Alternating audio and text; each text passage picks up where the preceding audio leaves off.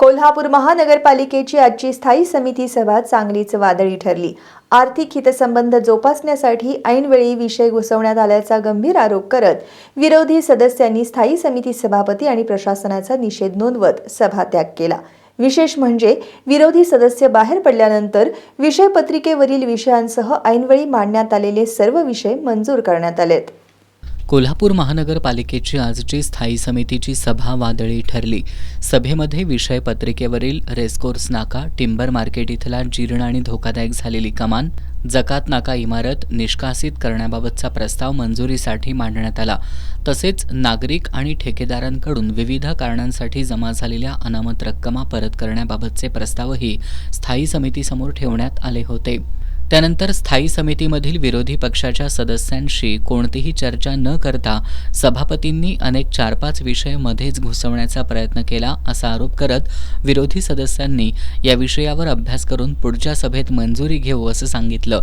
मात्र स्थायी समिती सभापती विशाल शिराळे यांनी माझा आदेश आहे, सर्व विषय मंजूर करा असं सांगितलं। यामुळे विरोधी सदस्य संतप्त झाले आणि त्यांनी सभात्याग केला। विशेष म्हणजे विरोधी बाहेर पडल्यानंतरही विषय पत्रिकेसह ऐनवेळी मांडण्यात आलेले सर्व विषय मंजूर करण्यात आल्यानं प्रशासनाच्या भूमिकेवर प्रश्नचिन्ह उपस्थित करण्यात आले। यावर माध्यमांशी बोलताना आम्ही कोल्हापूरच्या विकासाच्या अजेंड्यावरील विषय आणले होते, मात्र विरोधी सदस्यांनी चर्चा न करता सभात्याग केल्याचं सांगितलं।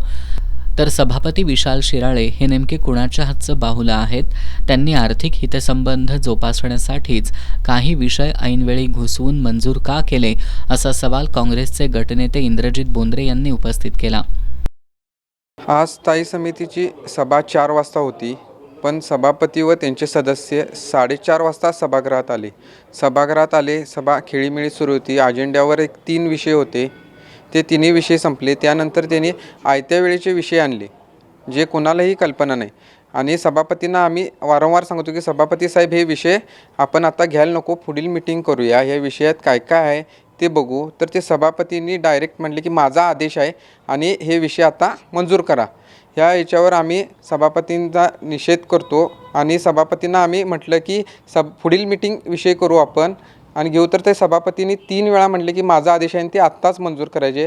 आर्थिक हितसंबंध काय यांचे आहेत यामध्ये, हे काय आम्हाला समज नाही। त्यामुळे आम्ही सभात्याग केला आणि आम्ही उठून आलो।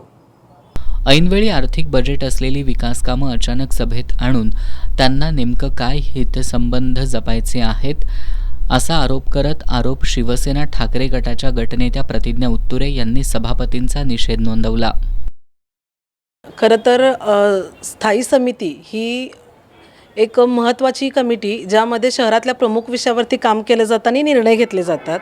आणि त्याच अनुषंगानं यामध्ये 16 सदस्य सगळ्याच पक्षाकडून आलेले असतात।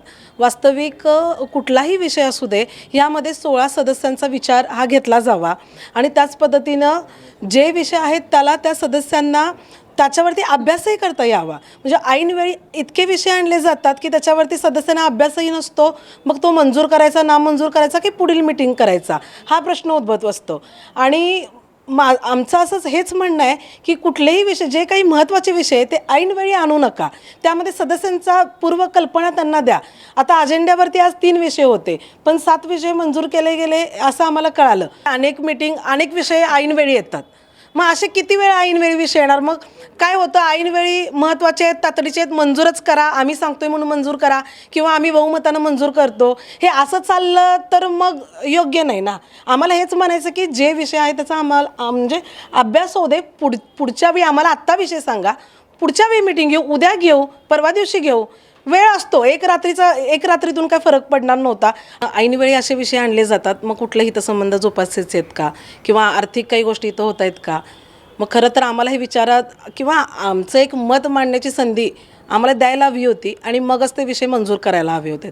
आमच्या सर्व सदस्यांच्या वतीनं आम्ही त्यांचा निषेध करतो।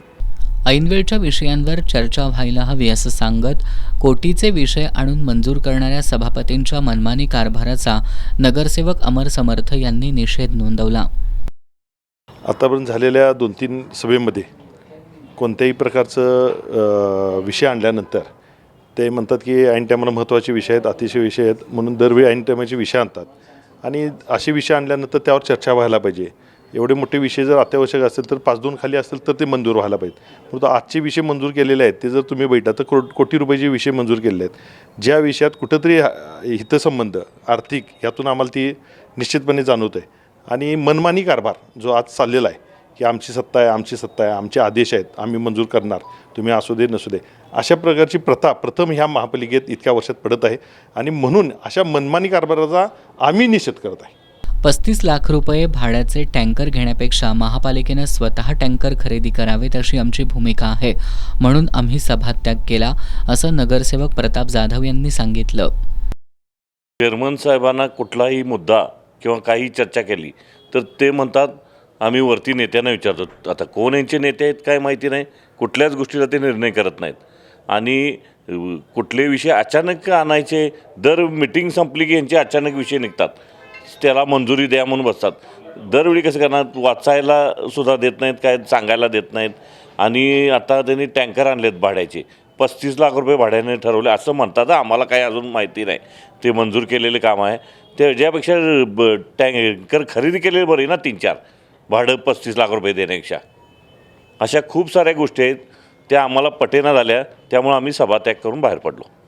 सभेत ऐनवेळचे विषय आणण्यापूर्वी गटनेत्यांच्या बरोबर चर्चा व्हायला हवी होती, पण असं न करता आमच्यावर विषय लादण्याचा प्रयत्न केल्यामुळं नगरसेवक प्रवीण केसरकर यांनी सत्ताधाऱ्यांचा निषेध नोंदवला.